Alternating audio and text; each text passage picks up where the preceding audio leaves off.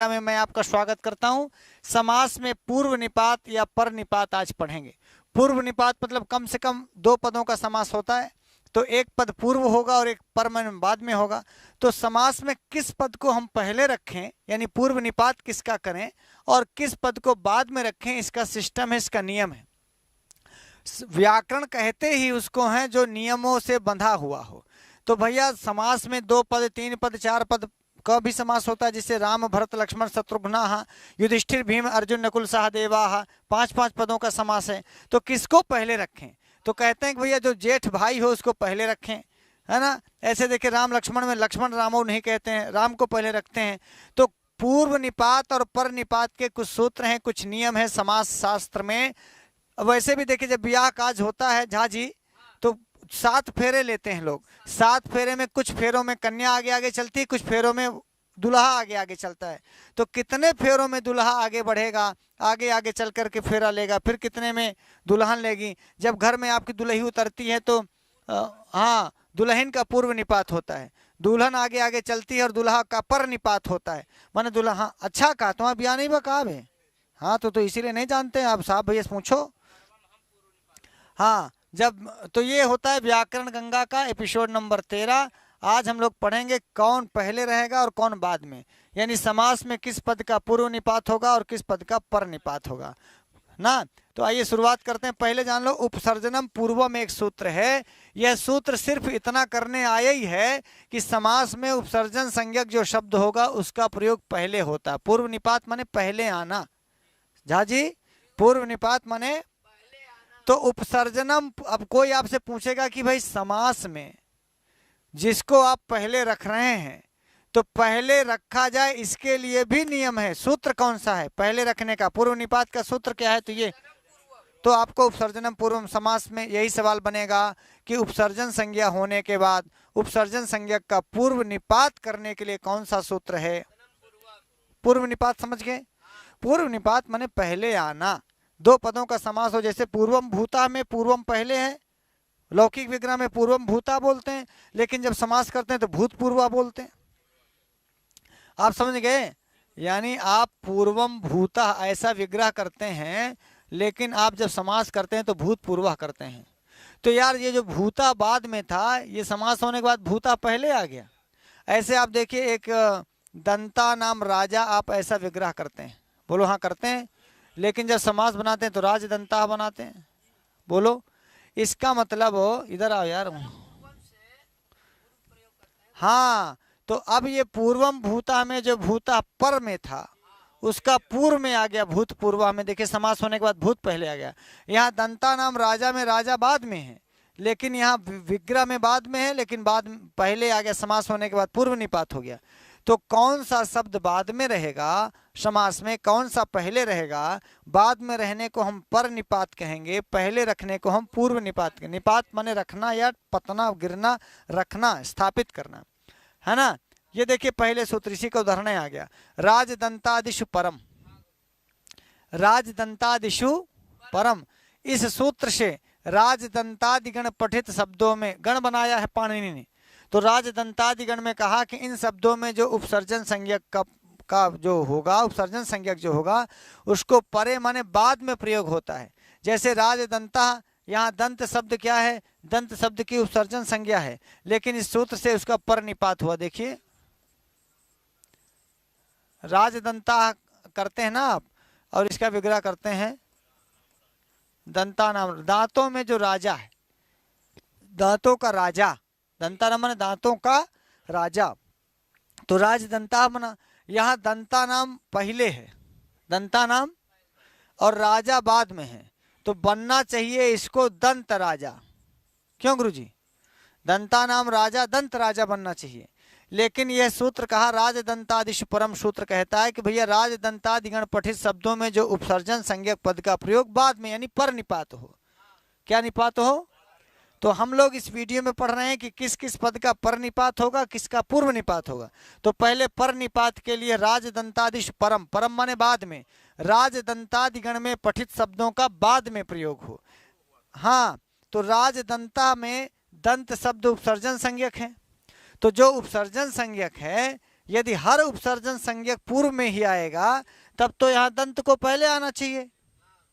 भाई यहाँ पर राजदंताह में दंत शब्द क्या है? उपसर्जन संज्ञक। और उपसर्जनम पूर्वम कहता है कि जो उपसर्जन संज्ञा हो उसकी पूर्व में हो आए, तो इस दृष्टि से यहाँ दंत राजा बनना चाहिए। तो ये सूत्रवा आता है उपसर्जनम पूर्वम के साथ साथ ये भी परम वाला है, ये पूर्वम करता है, ये परम करता है। पठित शब्द हैं उनका पर में प्रयोग हो। बाकी तो उपसर्जनम पूर्वम सामान्य नियम है कि जो जो उपसर्जन संज्ञक हो उसका पूर्व में प्रयोग हो। तो इस दृष्टि से राजदंता में दंत शब्द उपसर्जन संज्ञक है, तो उपसर्जन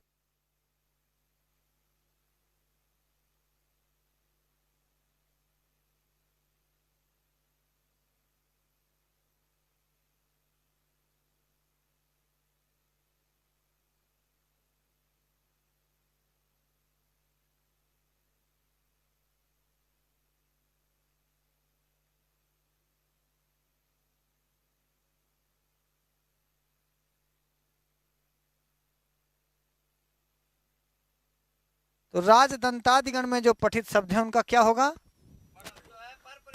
यहाँ तक कोई दिक्कत? अब इतना ध्यान रखना, राजदंतादिषु परम सूत्र से राजदंतादिगण पठित शब्दों में जो उपसर्जन संज्ञक हैं वो उपसर्जनम पूर्वम से पूर्व निपात ना हो जाए, इसलिए राजदंतादिषु परम सूत्र आकर के जिनका प्रयोग पूर्व में हो रहा था उसको पर प्रयोग करके राजदंता ये बना देता है। दंत शब्द की उपसर्जन संज्ञा है, तो जो उपसर्जन संज्ञक है वो उपसर्जन पूर्वम से पहले आ जाता तो बन जाता दंत राजा ना। तो वो उपसर्जन संज्ञक का प्रकृत सूत्र मतलब ये सूत्र राजदंतादिश परम क्या करता है? इसका पर निपात करता है। क्या कर देता है? जहाँ जी आप हाँ बोले तो आगे बढ़े। उपसर्जनम पूर्वम से पूर्व निपात और राजदंतादिश परम से पर निपात समास में ना।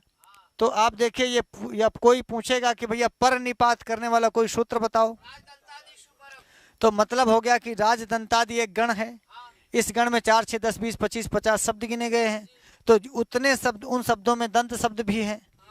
तो दंत शब्द की उपसर्जन संज्ञा तो हुई, लेकिन उपसर्जन पूर्वम से पूर्व प्रयोग नहीं हुआ, चूंकि राजदंतादि गण के लिए विशेष नियम बनाया। जैसे नहीं यहाँ होता है कि भैया जो लोग क्रीमी लेयर नहीं है या जो कभी भाई जो जनरल में थोड़ा सा आर्थिक रूप से पिछड़े हैं, तो सरकार ने एक स्पेशल नियम जनरल के लिए बना दिया कि 10% आरक्षण मिलेगा। हाँ, EWS दे दीजिए। तो वो ये EWS वाले हैं राजदंतादिश परम में। हाँ, ये पूरा जनरल कोटा था कि भाई जो उपसर्जन होगा पूर्व प्रयोग होगा।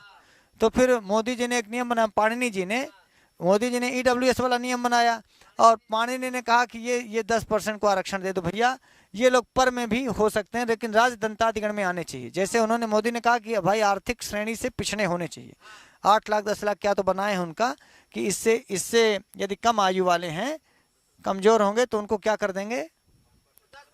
10% EWS दे देंगे। तो ये जनरल सूत्र है उपसर्जनम पूर्वम की उपसर्जन संज्ञा का पूर्व प्रयोग हो, लेकिन राजदंतादिश परम ये जो है उन लोगों के लिए थोड़ा छूट हो गई। ठीक है, विशेष कोटा है। जैसे साहब भैया का विशेष कोटा ना अखिलेश भैया ने दिया है, पाया कि नहीं भैया? हाँ, आगे देखिए। हाँ, ये कह रहे हैं कि अखिलेश भैया के रैली में गए थे तो सोटा पाए थे, कोटा नहीं मिला अभी। धर्मादिशु अनियम। हाँ हाँ, ये कहते हैं कि भैया कोटा नहीं मिला, रैली में सोटा मिला, तो अब इनको हम नोटा दबाएंगे। वाह, ये हमको नौकरी में कोटा नहीं दिए, इनकी रैली में गए तो सोटा मिला, इसलिए अब इनको चुनाव में नोटा दबाएंगे। और यदि हाँ, और फिर क्या होगा? लोटा लेके गांव में झाड़े जाएंगे। खैर चलिए आगे देखिए। यहाँ धर्मादिशु अनियम ये गण सूत्र है, अर्थात जो धर्म आदि शब्दों में पूर्व निपात या पर निपात के संबंध में कोई नियम नहीं होता। जैसे धर्मादिशु अनियम, यहाँ देखो, धर्मादिशु अनियम, नियम तो ये है कि उपसर्जनम पूर्वम, और एक नियम ये आया कि राजदंतादिशु परम।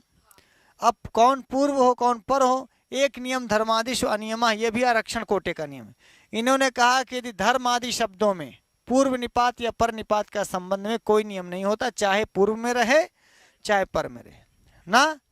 जैसे ये वोटर होते हैं भाई, चाहे आप कांग्रेस को दें, सपा को दें, बसपा को दें, भाजपा को दें, तो धर्म धन अर्थ धर्मश्च अर्थश्च धर्मार्थो बना दो, और अर्थश्च धर्मश्च करके अर्थ धर्मो बना दो। यहाँ देखिए धर्म पहले है, अर्थ बाद में है, यहाँ अर्थ पहले है, धर्म बाद में है। कामश्च अर्थश्च कामार्थो बना दो, चाहे अर्थ कामो। यहाँ काम शब्द पहले अर्थ बाद में है, यहाँ अर्थ पहले है, काम बाद में है। इसका मतलब हो, अब कोई पूछे कि भैया यहाँ पूर्व निपात धर्म का है, यहाँ पूर्व निपात अर्थ का है, क्या नियम है? तो बोले धर्मादिषु अनियम।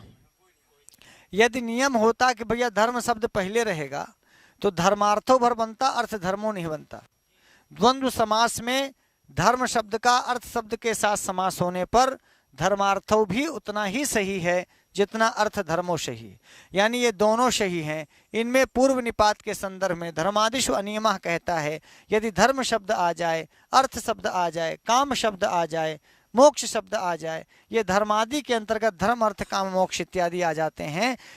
इनमें कोई नियम नहीं किसका पहले प्रयोग करें किसका बाद में प्रयोग करें। झाजी हम सवेरे खाएं कि दोपहरी खाएं कि शाम को 8 बजे, हाँ जैसे हमारे यहाँ झाजी के यहाँ की भोजनादिषु अनियम, ये सूत्र लगता है झाजी में कि भोजनादिषु अनियम। झाजी का कोई भोजन का टाइम नहीं है, आप 4 बजे सवेरे खिला दो खा लेंगे, रात को 12 बजे खिला दो खा लेंगे, दोपहर 2 बजे खिला दो खा लेंगे, रात को 2 बजे नींद खुली तो पूछते हैं भैया नमकीन बिस्कुट रखे हो, देखिए हाँ झाजी कहते हैं कि यदि हाथ हमारा सूखा तो समझ लो झा है भूखा। तो हम सुना करते थे कि ओझा और झा ज़्यादा खाते हैं, संस्कृत गंगा में जब से झा जी आए तब से इन्होंने बता दिया, लेकिन हाँ प्रमाणित कर दिया, लेकिन काम भी उतना ही करते हैं, जैसे खाते हैं चाँप के वैसे चाँप के सोते हैं, सांप के पढ़ते भी अब धर्मादिषु अनियमा का मतलब मैं पढ़ा रहा था कि भोजनादिषु अनियमा ना, भोजन इत्यादि में आपका अनियम होता है। वैसे सबका नियम है कि भैया सवेरे 8 बजे नाश्ता, दोपहर का 12 बजे भोजन, फिर शाम को 8-9 बजे भोजन, लेकिन झा जी के लिए भोजनादिषु अनियम, भोजन में कोई नियम नहीं। रात 2 बजे नींद खुल गई बिस्कुट चाँप देते हैं और रखे रहते हैं अपना डिब्बा भर के, नमकीन भर के, फिर खा के सो जाते हैं। तो धर्मादिषु अनियमा उसी प्रकार है जैसे झा जी का भोजनादिषु अनियमा। ये सूत्र नहीं है, मैं धर्मादिषु अनियमा पढ़ाने के लिए बोल रहा हूँ, झा जी चपक के सुनते रहिए। फिर है द्वंद्वे घी, घी खाने वाला नहीं। झा जी पूछने लगता है ऐसे सूत्रों में कि गुरुजी क्या पाणिनि को घी लिखने की क्या जरूरत थी जब मिला ही नहीं कुछ। जो आप घी खाते हैं वो घी बड़ी घी है और ये पाणिनि की घी छोटी घी है। द्वंद्व और ये गाय वाला घी है, ये भैंस वाला है। द्वंद्व घी का मतलब हुआ द्वंद्व समास में जो घी होगा, सूत्र से द्वंद्व समास में जो घी संज्ञा, घी एक संज्ञा है, इस घी संज्ञा का प्रयोग पहले होगा, पहले प्रयोग होता है। झा जी समझना, हरि हरऊ तो एक शब्द है हरि और एक शब्द है हर, हरि और हर का समास हुआ, यहाँ हरि घी संज्ञक है, क्या है, अतः इस सूत्र से पूर्व निपात हो गया। समझ में आया कि नहीं झा जी? हाँ ह्रस्व इकारांत जो होगा, हाँ अब आप देखिए, नहीं पति भी घी संज्ञक होगा समास में, पति समास है वो। तो आप देखिए हरि हुआ, मुनि हुआ, कवि हुआ, ये सब जितने भी इकारांत हैं ये सब घी संज्ञक हैं। और हर ये अकारांत है तो ये घी संज्ञक नहीं है। हर माने शंकर, हरि माने विष्णु, तो हरि और हर का समास हुआ, तो हम हर हरि कहें कि हरि हर कहें, आप समझना भाई। आप दिक्कत क्या थी? हाँ उपसर्जनम पूर्वम, आप देखना हरि और हर में उपसर्जनम पूर्वम से दोनों की उपसर्जन संज्ञा है, समझ गए? अब ये समस्या हुई कि उपसर्जनम पूर्वम से काम नहीं हो पा रहा है भाई, हरि भी उपसर्जन संज्ञक हुआ, हर भी उपसर्जन संज्ञक हुआ, तो अब किसको पहले करें? तब पाणिनि ने लिखा है द्वंद्वे घी, जो घी संज्ञा जिसकी। अब आप घी संज्ञा देखने जाओगे तो हरि की घी संज्ञा है और हर की घी संज्ञा नहीं है, इसलिए कभी भी हर हरि नहीं बनेगा। हरिश्च हरश्च में हर हरि कभी नहीं बनेगा, ये गलत है। अब इसमें समास सही है, हर और हरि और हर में समास करेंगे तो हर हरि बन सकता था, लेकिन द्वंद्वे घी में हरि हरि का समास हुआ तो अब आपको हरि को पूर्व निपात करके घी संज्ञक होने के कारण हरि का पहले प्रयोग करेंगे और हरिहर बनेगा। अब हरिहर में चूंकि हरि और हर दो हैं इसलिए द्विवचन का हरिहरो, इसलिए गांव में हरिहर भी नाम होता है लोगों का। हरिहर, हरिहर प्रसाद, हरिहर त्रिवेदी हैं। तो इसका मतलब उनमें विष्णु का भी भाव है, शंकर का भी भाव है। हरिहर का मतलब दो देवताओं का प्रतिनिधित्व कर रहे हैं। तो वैसे समास की दृष्टि से, व्याकरण की दृष्टि से हरिहर नहीं हरिहरव होना चाहिए। क्या होना चाहिए? अब समझ गए। द्वंद्व समास में जो भी, अब मान लो मुनिश्च हरश्च तो मुनिहरव होगा। आप समझ रहे हैं? जो भी घी संज्ञक होगा उसका पूर्व प्रयोग होगा, हमेशा ध्यान रखना। हाँ हाँ बिल्कुल, आप ये ध्यान रखना है कि हाँ हरि गुरु, हाँ बिल्कुल, मुनि गुरु, मुनिश्च गुरुश्च। तो द्वंद्व घी में द्वंद्व घी सूत्र से घी संज्ञक का पूर्व प्रयोग करने वाला सूत्र कौन? समास। वो सवाल कैसे पूछेगा? पूछेगा किस समास में घी संज्ञक का पूर्व प्रयोग होता है, तो उत्तर आएगा द्वंद्व समास में। फिर पूछेगा कि द्वंद्व समास में घी संज्ञक को पूर्व निपात करने वाला सूत्र कौन है? द्वंद्व घी। या घी संज्ञा का पूर्व निपात या पर निपात किस समास में विहित है? तो द्वंद्व समास में ना। द्वंद्व घी क्या करता है ना? द्वंद्व घी क्या करता है? पूर्व निपात करता है, बिल्कुल सही। द्वंद्व घी घी संज्ञक वर्णों को समास में पहले रखता है। तो पहले रखना इतने के लिए अइबे किया है। द्वंद्व घी आया है कि भैया जिसकी जिसकी समास संज्ञा हो गई हो और यदि वो घी संज्ञक हो। आप देखे होंगे कभी साहब भैया, जब आप ट्रेन ऑन में नैनी उनी साइड से आते हैं तो वहीं से कुछ पंडा चढ़ जाते हैं और पंडा के चेला बोलते हैं कि हाँ कि कौन हरी झंडी वाले पंडा, हरी झंडी वाले पंडा कहाँ के भैया, कहाँ के हैं? तो आप बताते हैं कि बांदा के हैं। आओ आओ तुम्हारे पंडा फलाने हैं। तो ये जो है द्वंद्व घी जो है समास में जाता है और सबसे पूछता है घी संज्ञक, घी संज्ञक, घी संज्ञक कौन भैया, घी संज्ञक कौन है, कौन घी संज्ञक है? हाँ, तो घी संज्ञक को पकड़ करके कहता है पहले चलो, पहले बैठो, पहले बैठो, घी संज्ञक वाले पहले बैठो, घी संज्ञक वाले पहले। तो जब हरिहर के पास गया तो वहाँ दो पद मिले इसको, एक हरि और हर। तो द्वंद्व घी गया तो बोले ए घी संज्ञक, घी संज्ञक, घी संज्ञक। बोले तुम्हारी घी संज्ञक नहीं, चलो दूसरे पंडा के हो तुम, हटो यहाँ से। हरि को पकड़ लेता है, कहता है कि हरि और हर में जब समास होगा तो भैया हरि पहले आएगा। हाँ, यूपी वालों को आप पहले पकड़ लेते हैं, यूपी वाले हाँ समझ गए। जल चढ़ाने के लिए जब लोग देवघर जाते हैं तो देवघर के पंडा है हमारे जहाजी, तो कहते हैं यूपी वालों से 500 रुपये ज़्यादा देते हैं ना। हाँ, यूपी वाले पैसा ज़्यादा देते हैं। तो जैसे देवघर में जल चढ़वाने के लिए जहाजी यूपी वालों को पकड़ करके पहले कर देते हैं, उनका पूर्व निपात करवा देते हैं। पूर्व निपात माने उनका पहले जल चढ़वाते हैं। वैसे ही द्वंद्व समास में जो घी संज्ञक होंगे उनका जल पहले चढ़ेगा, मतलब वो पहले आएंगे, पहली पंक्ति में बैठेंगे, पहले लाइन में खाएंगे, हाँ पहले पाएंगे। मेन गेट से घुसा देते हैं अब देखिए, अनेकत्र प्राप्तो एकत्र नियमो अनियमा। इस वार्तिक से यदि द्वंद्व समास में कई घी संज्ञक पद हों, ध्यान रखना, यहाँ झाजी वाले सपा वाले कह देंगे, हमेशा ऐसे दिमाग चिराते हैं जैसे मोदी ने नियम बनाया कुछ तो कहेंगे तो बहुत होगा तब क्या करेंगे। तो कोई सपाई पूछा पाणिनि से कि पाणिनि चच्चा आप द्वंद्व समास में घी को पहले तो कर देंगे, तो कोनो समाजवादी वाला पूछा कि ऐसा कई अक्षर रहेगा तब क्या करेंगे। तब उन्होंने कहा कि अनेकत्र प्राप्त हो, यदि बहुत प्राप्त हो जाएं तो एकत्र नियम अनियम। जब कई घी संज्ञक पद हों तो एक घी संज्ञक पद का पूर्व निपात करके अन्य घी संज्ञक पदों को कहीं पर भी रखा जा सकता है, जैसे हरिश्च, हरश्च, गुरुश्च। आप देखना, हरि भी घी संज्ञक है, गुरु भी घी संज्ञक है। अब भैया गुरु संज्ञक उकारांत भी घी संज्ञक होता है और इकारांत भी घी संज्ञक होता है, तो ऊ भी घी संज्ञक है, ई भी। बोले अब का करबो गुरु, तो बोले चाहे हरि को पहले रख दो और हाँ, तो बोले यहाँ कर दिया हरिहर गुरुवाह कर दिया, चाहे हरि गुरु हराह कह दो। यहाँ देखो, हाँ गुरु को भी पहले कहा, हाँ गुरु हरिहराह, गुरु हरिहराह भी करेंगे, समझ में आया। गुरु को पहले कर दो, इसके बाद हाँ गुरु हरिहराह भी हो जाएगा। अब गुरु हर हरि हरया हो जाए, हाँ नहीं भैया, हरि है ना तो हरा का भैया, हर भी तो है अकारांत। हाँ, गुरु हरि हरा अथवा गुरु हर हरया। हाँ, तो ऐसे होगा ना। इसका मतलब यहाँ गुरु शब्द का पूर्व निपात है, यहाँ ये घी संज्ञक गुरु है, इसका पूर्व निपात है। इसके बाद आप हरि रख दो चाहे हर रख दो। हरिश्च हरश्च गुरुश्च, ये लौकिक विग्रह है, तो हरि को पहले रख दिया फिर हर रख दो चाहे गुरु रख दो। यहाँ हरि को आपने पहले रख दिया फिर गुरु रख दो चाहे हर रख दो। यही है अनेकत्र प्राप्तो एकत्र नियमो अनियम। हाँ, एक तो सही कर दो, माने हरि को ऐसा हर पहले नहीं रख सकते, यही ध्यान रखना है।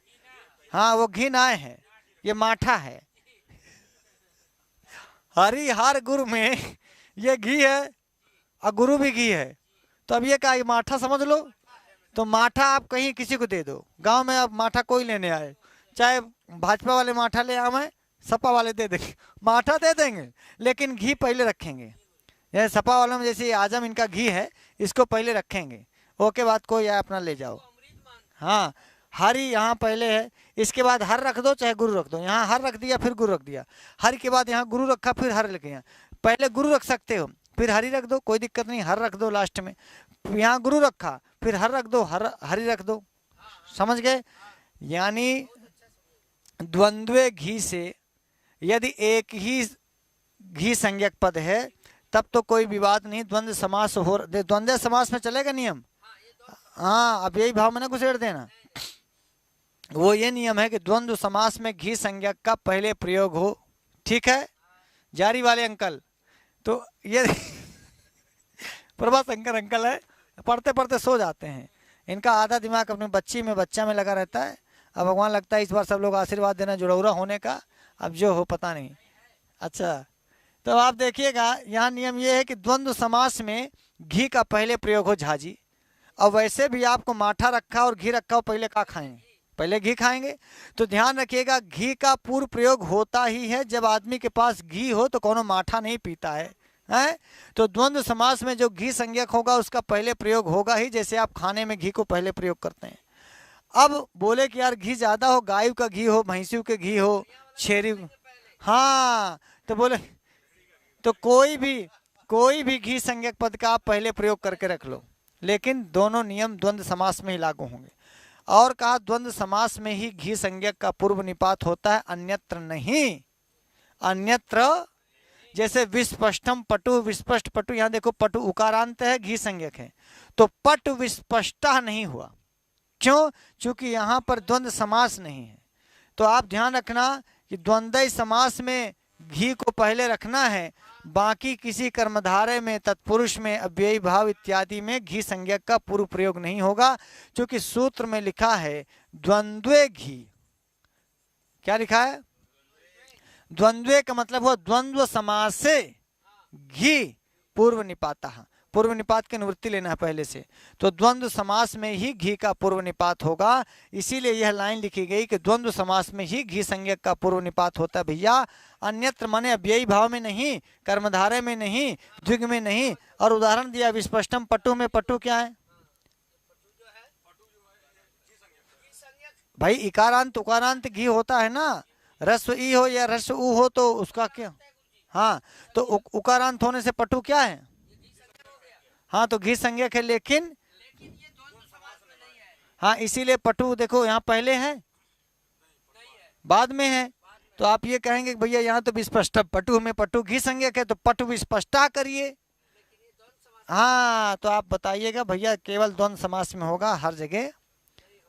हाँ ना। अब जैसे झा जी बहुत खाते हैं तो जरूरी थोड़ी है कि केदार तिवारी बहुत खा लें। झा जी 18 झा जी ना खाते रोटी नहीं गिनते हैं, वो ऐसे बना लेते हैं ऐसे, और कहते हैं इसके बीच में जितनी रोटी आ जाए भर दो ना, तो ऐसे बना लेते हैं। ये तो कहिए कि बेचारा रोटी डालता जाता है, इनका बढ़ता जाता है ऐसे। हमारा पाचक सोचता है कि भैया भरी नहीं ना है। हाँ, तो ये बड़ी बात है। कोई झा जी बुरा तो नहीं।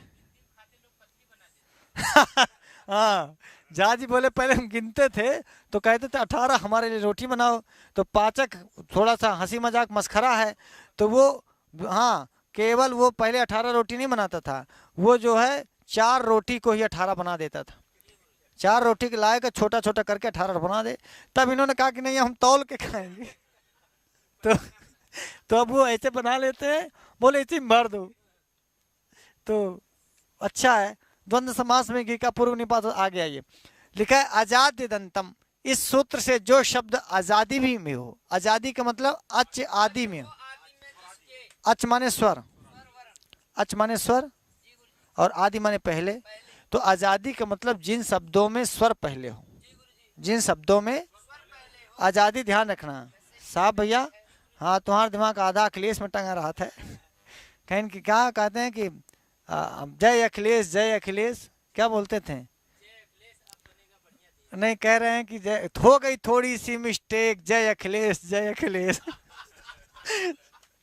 योगी जी से, जब योगी जी आ गए बोले अखिलेश भैया से थोड़ी मिस्टेक हो गई, नहीं योगी जी प्रधानमंत्री नहीं बनते, मुख्यमंत्री नहीं बनते। आजाद दंतम सूत्र से जो शब्द आजादी माने स्वरादि है और अदंत भी हो, अदंत माने आ से अंत हो, ह्रस्व आ से अंत हो, अदंत माने अंत हो, स्वर से शुरू और आ से अंत, स्वर से शुरू तो हाँ हाँ आगे, वाह वाह वाह, तो उसका द्वंद्व समास में पूर्व निपात होता है। जैसे ईश कृष्णौ, क्या लिखा है? ईस में ये आजादी हो गया, ईस में ई है तो, और शाह में आ है तो अदंत हो गया। दो चीजें रखना, दो चीजें ध्यान रखना, आजादी ध्यान रखना और अदंत ध्यान रखना। यही सूत्र कहता है आजाद्य दंतम, आजादी हो और अदंत हो, आजादी हो और अदंत हो, माने आ ई उ री री ए ओ ऐ औ ये अच्छे हैं, इनसे शुरू हो और छोटा आ से अंत हो, अदंत हो। हाँ तो आगे देखिए ईस शब्द है, ईस में बड़ी ई है, ये आजादी है, और शाह में आ है तो अदंत है। तो ईसश्च कृष्णश्च में कृष्ण ईसव नहीं होगा, कृष्ण ईसव जो आजादी है और अदंत, देखो कृष्ण अदंत तो है, कृष्ण अदंत तो है लेकिन आजादी नहीं है, माने अच से शुरुआत नहीं है, का से शुरुआत है ना। उष्ट खरम में खर अदंत तो है, हाँ आजादी नहीं है, क्या नहीं है? तो उष्ट शब्द क्या है? आजाद भी है अदंत भी है, इसलिए उष्ट खरम बनेगा। समझ में आया? यहाँ ईस शब्द आजादी है और अदंत भी है, अतः पूर्व निपात हो गया। आजादी माने जिसके आदि में अच यानी स्वर वर्ण हो, और अदंत माने जिसके अंत में ह्रस्व आकार हो। आजादी अदंत समझ गए? अजाद्यदंतम, अजाद्यदंतम, आजादी और अदंत शब्दों का पूर्व। हम लोग इस पूरी वीडियो में पढ़ रहे हैं समास में किसका पहले प्रयोग करें किसका बाद में। तो राजदंतादिश परम में हम लोगों ने पढ़ा कि जो राजदंतादिगण में पढ़े जाएंगे वो बाद में आएंगे, और अजाद्यदंतम में पढ़ा कि आजादी हो अदंत हो तो पहले आएगा। द्वंद्व घी में पढ़े कि द्वंद्व समास में घी संज्ञक हो तो पहले आए। बाकी सब जगह उपसर्जनम पूर्वम से जिसकी उपसर्जन संज्ञा हो उसको पहले रंगे ना। तो अब इतनी बात समझ गए, आजाद दंतम भी समझ गए, और ज्यादा यदि घी संज्ञक आ जाए तो किसी घी संज्ञक को पहले रख के बाकी को आप कहीं भी रख दें ना। इतनी सारी चीजें पढ़ रहे हैं, समझ में आ रहा पूरा? हाँ ठीक है, आगे आइए। द्वंद्व समास में एक से अधिक आजादी व, फिर वही बात आ गया कि एक से अधिक आजादी अदंत आ जाए तो किसी एक पद का पूर्व निपात करके शेष के विषय में स्वेच्छाचारिता होती है, मनमौजी जैसे आप करना हो कर लो। तो अश्वश्चा में अश्व शब्द क्या है? आजादी है अदंत भी है। इंद्रश्चा में भी इंद्र आजादी भी है अदंत भी है। हाँ रथश्चा में रथ जो है आजादी नहीं है। तो बोले कि यार अब अश्व को पहले रखें कि इंद्र को पहले रखें, क्योंकि अश्व भी आजादी अदंत है और इंद्र भी आजादी और अदंत है। भाई आ भी तो अच्छे, ई भी तो अच्छे, तो आजादी हुआ, और अश्व के वा में भी तो आ है, इंद्र के द्रा में भी तो आ है, तो अश्व भी आजादी अदंत हो गया, इंद्र भी आजादी अदंत हो गया, रथ तो अदंत तो है आजादी नहीं, तो ये तो नियम में आया ही नहीं। बोले अश्वेंद्र रथा, अश्व को पहले रख के इंद्र रख दिया फिर रथ लिख दिया, ऐसे बना दो। अश्व रथेंद्र चाहे ऐसे बना दो, चाहे इंद्रास्वरथा बना दो। यहाँ इंद्र को पहले, इन तीनों ने और भी सही हो जाएगा। इंद्र इंद्र इंद्र रथाश्वाह भी बनेगा। इंद्र के बाद रथ रख दो।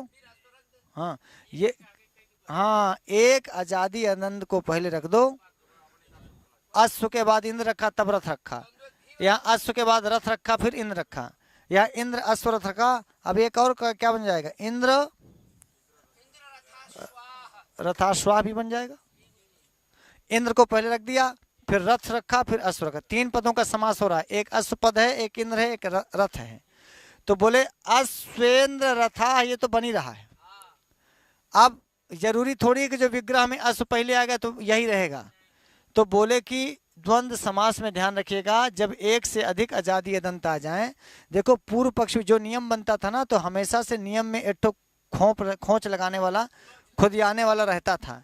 तो हाँ, तो जब उन्होंने ये बना दिया अजादी दंतम, तो कोई विरोधी पार्टी वाला पूछा पाणिनि से कि कब यार, जब सब आजादी अदंत मान लो 2 ठो आ गया तब क्या करोगे, 3 ठो आ गया तब क्या करोगे, 4 ठो आ गया तब क्या करोगे। तो ऐसा बहुत बार होता है। एक नहीं, अरे भाई आजादी अदंत को पहले रखो। फिर पाणिनि को कहना पड़ा कि यदि एक से अधिक आ जाएंगे तो एक को आप किसी को पहले रख दो, चाहे इंद्र को पहले रख दो, चाहे अश्व को। आजादी और अदंत दोनों, आजादी अदंत दोनों होना चाहिए। नहीं तो अदंत कहोगे तो रथ भी आगे आ जाएगा। नहीं, रथ भी तो अदंत है केवल, लेकिन रथ जो है आजादी नहीं है। ये अश्व आजादी अदंत दोनों है, इंद्र आजादी अदंत दोनों है, लेकिन रथ आजादी अदंत नहीं है। इसलिए रथ के लिए तो यहाँ नियम लागू ही नहीं हुआ। 2 आ गए भैया, अश्व को पहले रखें कि इंद्र को पहले रखें। तो इस संदर्भ में पाणिनि ने बताया कि भैया चाहे इंद्र रख दो, चाहे अश्व रख दो। और बाकी 2 को कहाँ रखें, बोले जहां मर्जी, आगे बीच में रख दो, पीछे रख दो ना। हाँ, तब जाके सपा वाले चुप हुए ना। अब आगे देखिए, यदि द्वंद्व समास में घी संज्ञक आजादी एवं अदंत पद का एक साथ प्रयोग हो। अब सपा वाला आ गया, बोले अब बताओ, आप आजादी अदंत को कह रहे हो पहले रखो, कह रहे हैं ना, आजादी अदंत को कहते हैं कि पहले रखो, और इसके पहले आपने कहा कि घी को पहले रखो ना। अब बोलो कि यार ऐसा तो हो सकता है कि घीओ आ जा, आजादी अदंत आ जा, तब बोलो। समझ में आ गया, घी संज्ञक भी हो, ऐसे पद आ जाएं तब का करबो, तब किसे पहले रखें। हम द्वंद्व घी वाला नियम लगाएं कि आजादी दंतम वाला नियम लगाएं। ठीक, तो कहते हैं भैया यदि द्वंद्व समास में घी संज्ञक या आजादी और अदंत पद एक साथ प्रयोग हो तो विप्रतिषेधे परम कार्यम, इस नियम के आधार पर आजाद दंतम पद का पूर्व निपात होता है। जैसे अग्निश्च इंद्रश्च इंद्राग्नि। अग्नि क्या है, इकारांत होने से घी संज्ञक है, और इंद्र आजादी और अदंत है। अब द्वंद्व घी से अग्नि को पहले करेंगे, और आजाद दंतम से इंद्र भी पहले हो सकता है। अब दोनों नियम लागू हो रहा है। विप्रतिषेधे परम कार्यम कहता है कि यदि 2 नियम आपस में टकरा जाएं तो जो पहले सूत्र आया होता है उसको आप पहले करो। आप समझ में आया। अब आप अष्टाध्यायी में देखो, हाँ, तो तुल्यवर विरोधे परम कार्यम, तो जो बाद में आएगा, जो पूर्व में आएगा वो थोड़ा कमजोर हो जाएगा। अब बाद वाला क्या होगा, हाँ, जब्बड़ हो जाएगा। तो पहले हमने क्या पढ़ा, द्वंद्व घी, इसका मतलब द्वंद्व घी पहले आया, बाद में पढ़ाया गया आजाद दंतम, तो बाद वाला सूत्र कौन है। तो इसीलिए कहा कि यदि द्वंद्व समास में घी भी आ गया, जैसे अग्नि घी संज्ञक है, और आजाद एवं अदंत पद एक साथ प्रयोग हो जैसे इंद्रश्च, तब क्या करेंगे। तो बोले विप्रतिषेधे परम कार्यम, इस नियम के आधार पर देखो कि कौन वाला सूत्र अष्टाध्यायी में बाद में है। तो आप जब तो आजाद दंतम वाला सूत्र बाद में है तो उसी का पूर्व निपात होगा। अग्निश्च इंद्रश्च, अग्निश्च इंद्रश्च में 2 का समास हो रहा है, अग्नि और इंद्र का। अग्नि घी है, अग्नि घी संज्ञक है, और इंद्र आजाद दंत है। तो बोले यार अग्निन्द्री करें, अग्निन्द्रव करें, क्या करें, माने इंद्र को पहले करें कि अग्नि को। हाँ, तो विप्रतिषेधे परम कार्यम ने कहा कि जो बाद में हो। हाँ, तो इसलिए फिर इंद्र पहले आ जाएगा और अग्नि बाद में चला जाएगा, इंद्राग्नि बनेगा। और वायुश्च इंद्रश्च, इंद्र वायु, यहाँ पर छोड़ गया बड़ा रहेगा, समझ गए। वायु में उकारांत होने से वायु घी संज्ञक है और इंद्र अजादि अदंत है। तो यहाँ भी वही समस्या हुई कि भैया हम घी संज्ञक वायु को पहले रखें कि अजादि और अदंत इंद्र को पहले रखें। तो भैया द्वंद्वे घी पहले का है, अजाद दंतम बाद का सूत्र है, इसलिए अजाद दंतम के नियम से इंद्र वायु ऐसा बनेगा। देखो यहाँ पर वायु पूर्व में है तो वायुंद्री बनना चाहिए। वायु के ऊ के स्थान पर वा का यण संधि हो जाती, ऊ के स्थान पर वा आ जाता, तो ऐसा द्विवचनांत प्रयोग। तो बाद में अजाद दंतम बाद में है। तो अब समझ गए, द्वंद्वे घी से घी संज्ञा का पहले प्रयोग हो। एक बात, यदि उस समास में कई घी संज्ञक हों तो किसी एक घी संज्ञक को पहले करके बाकी को कहीं भी रख दो। फिर अगले आगे बढ़े तो बोले जो आजादी हो माने स्वर से शुरू हो और ह्रस्व आ से अंत हो उसको पहले रखें, पूर्व निपात उसका करें। फिर आया कि भैया कई ठे आजादी दंत आ जाए तब क्या करें, तो बोले किसी एक को पहले रख दो बाकी को कैसे भी कर दो। फिर किसी ने पूछा कि पाणिनि बब्बा यदि घी भी आ जाए और आजादी अदंत भी आ जाए तब क्या करें, तो बोले कि बाद का सूत्र जो है उसको लगा दो, पहले वाला सूत्र को छोड़ दो। तो पहले वाला सूत्र द्वंद्वे घी था, इसलिए द्वंद्वे घी का नियम यहाँ लागू नहीं हुआ, और बाद का सूत्र था अजाद दंतम। तो अजाद दंतम के नियम से इंद्र पहले आ गया, अग्नि बाद में चला गया, जबकि विग्रह में अग्नि पहले है इंद्र बाद में। तो अग्निन्द्री बनना चाहिए, अग्निन्द्रौ विप्रतिषेधे परम कारण से इंद्र का पूर्व निपात हो गया, क्योंकि इंद्र आजादी था, अदंत था, और इंद्र के द्रा में अग्नि का आ मिल करके दीर्घ संधि हो गई और इंद्राग्नि, ये द्विवचनंत का है, अग्नि ही अग्नि अग्नय ऐसा रूप चलेगा, तो इंद्राग्नि बन गया। और वायुश्च इंद्रश्चम, वायु वायु वायवः में वायु शब्द द्विवचनांत है, इसलिए इंद्रश्च वायुश्च ऐसा करें, चाहे अग्नि वायुश्च इंद्रश्च करें तो भी इंद्र पहले आएगा, है ना।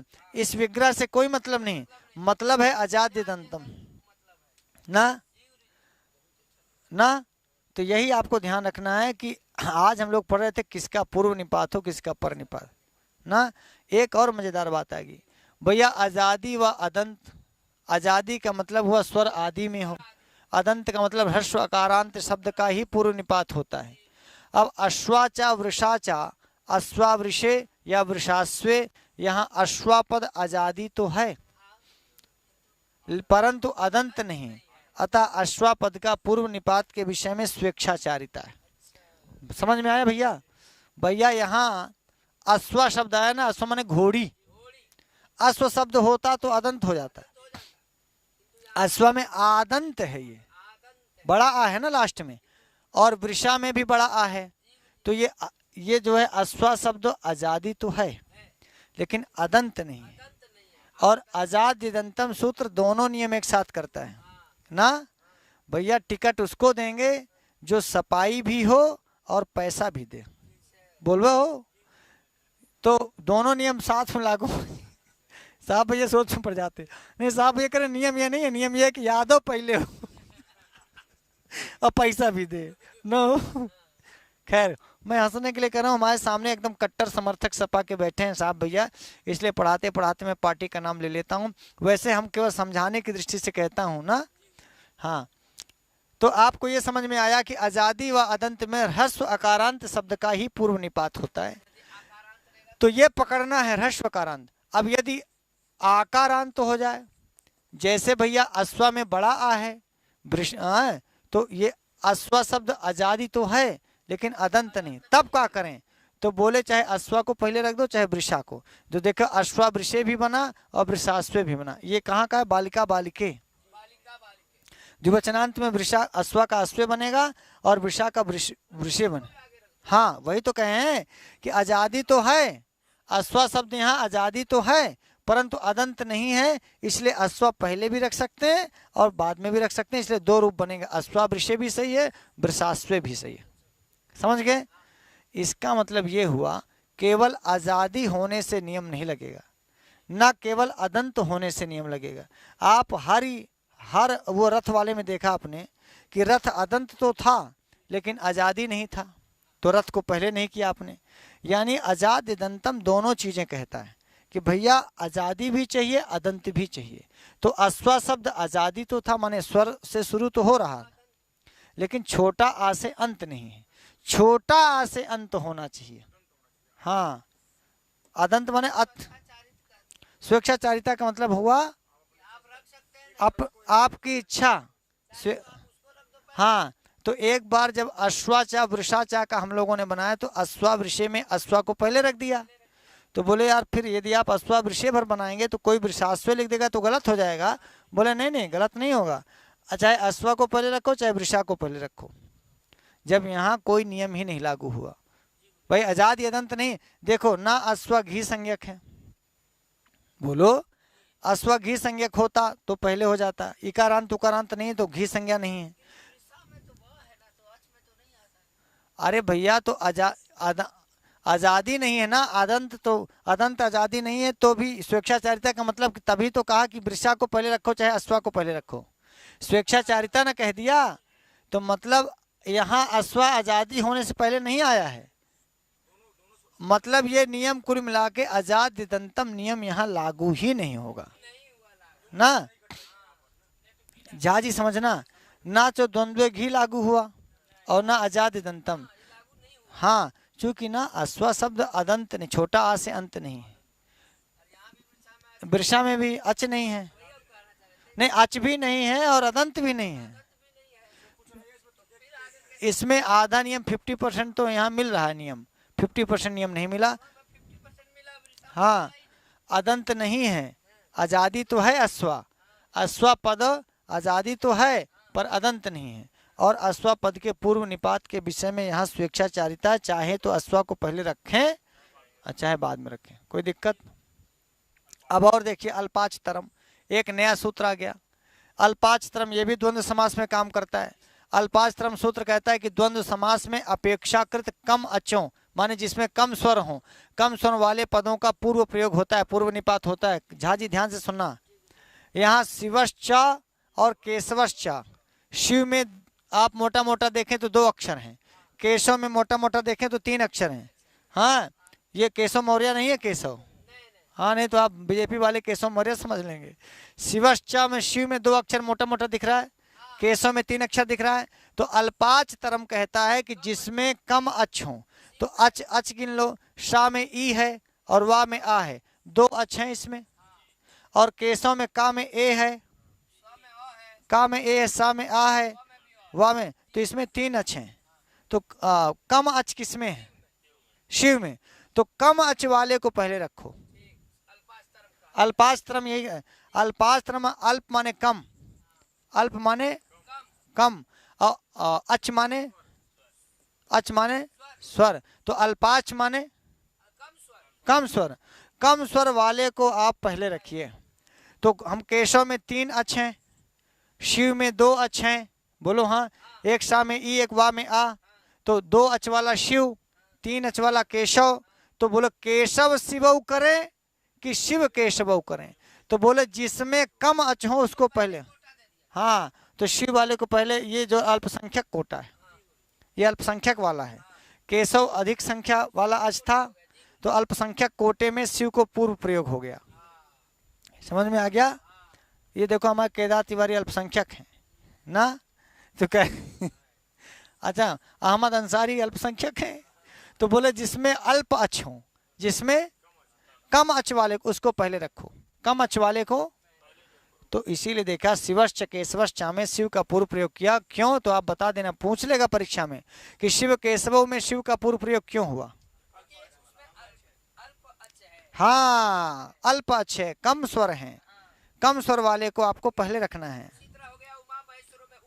हाँ, उमा महेश्वर, उमा में कितने अच हैं? 1 ऊ है 1 आ, तो 2 अच वाला उमा है। महेश्वर में 1 आ है, हा में ए है और वा में आ है, 4 अच हैं। 4 अच वाला महेश्वर और 2 अच वाला उमा, तो किसको पहले रखें? हाँ, उमा उमाचा महेश्वरश्च उमा महेश्वरौ, उमा शब्द में अल्पच थे, अल्पाच तरम से उमा का पूर्व निपात हो गया। शिव केशव में शिव में 2 अच थे, तो शिव में 2 अच होने के कारण अल्पाच तरम सूत्र से शिव में क्या हो गया। अब सवाल पूछेगा शिव केशव में किस सूत्र से पूर्व निपात हुआ। उमा महेश्वरों में पूछेगा सवाल अल्पच वाले का किस समास में पूर्व निपात होता है, या द्वंद्व समास में अल्पाच को क्या होता है, पूर्व प्रयोग होता है। ये ध्यान रखना किस सूत्र से। पूरा पढ़ने के बाद सूत्रों प्रश्नों को समझना है आपको कि किस किस प्रकार से सवाल पूछ सकता है। पूछ लेगा अल्पाच तरम किस समास में पूर्व निपात करता है, कर लेंगे।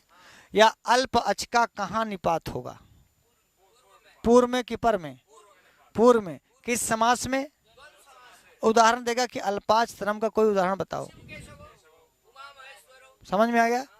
तो ये ध्यान, यहाँ क्या है, यहाँ शिव केशव की अपेक्षा अल्पाच है, शिव केशव की अपेक्षा ना, अतः शिव का पूर्व निपात हो गया, शिव का ना पूर्व का। जैसे योगी में और केशव में, योगी में 2 अच था और केशव में 3 अच था, इसीलिए मोदी जी ने योगी जी को पहले बना दिया।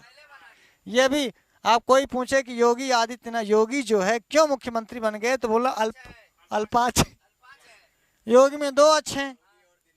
हाँ समझ में आया। तो वो सब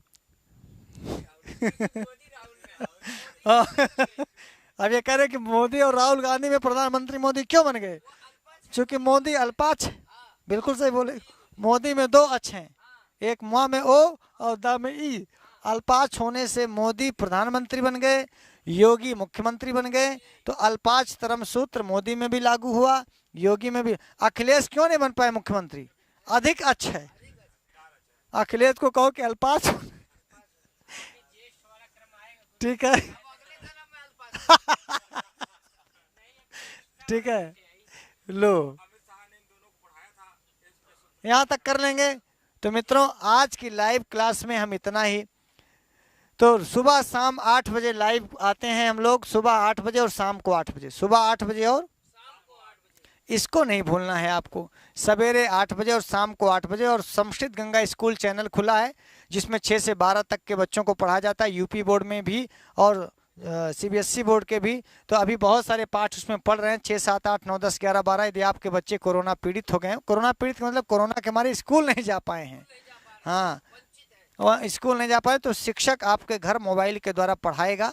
तो यहाँ से पढ़ा के वीडियो संस्कृत गंगा स्कूल में डाली जा रही हैं। आप उनके द्वारा अपने बच्चों को, जो शिक्षक भी हैं 6 से 12 तक पढ़ाते हैं, उन लोगों को भी देखने लायक है। सारा अभ्यास वर्क और सारी चीज़ें उसमें पढ़ाई जाती हैं। तो मित्रों ध्यान रखिएगा, रोज मिलेगा नया पाठ, एक सुबह 8 एक शाम 8, रोज मिलेगा नया पाठ, एक सुबह 8 एक शाम 8। भूलिएगा नहीं, क्या कहते हैं साहब भाई हमारे, चाहे बैठे रहो खाट पर, रोज मिलेगा संस्कृत गंगा के घाट पर, समय रहेगा 8 पर। तो समय 8 पर संस्कृत गंगा के घाट पर और बैठे बैठे खाट पर ना।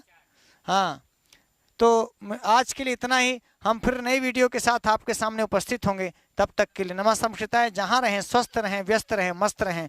वंदे संस्कृत मातरम, वंदे भारत मातरम। नमः संस्कृताय।